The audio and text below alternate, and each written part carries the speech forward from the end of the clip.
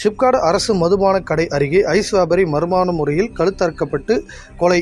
போலீசார் கொலையாளிகளை தேடும் பணியில் தீவிரமாக ஈடுபட்டு வருகின்றனர்.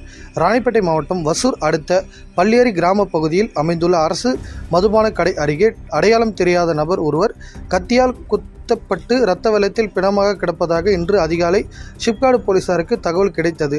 அதன் அடிப்படையில் சம்பவ இடத்திற்கு விரைந்து சென்ற போலீசார் கத்தியால் இறந்த நபரை பார்வையிட்டு அந்த சடலத்தை மீட்டு பிரேத பரிசோதனைக்காக வேலூருக்கு அனுப்பி வைத்தனர்.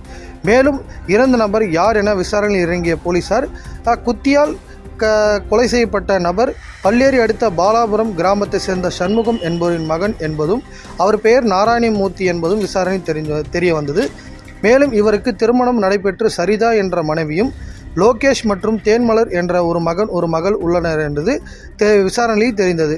மேலும் இவர் தனது இருசக்கர வாகனத்தில் 10 ஆண்டுகளாக ஐஸ் வியாபாரம் செய்து வருவதாகவும் இந்த நிலையில் நேற்று இரவு நாராயணமூர்த்தி ஐஸ் வியாபாரத்தை முடித்துவிட்டு பல்லேரி டாஸ்மாக் கடைக்கு மது அருந்த சென்றவர் மீண்டும் வீடு திரும்பவில்லை என விசாரணையில் தெரிந்தது.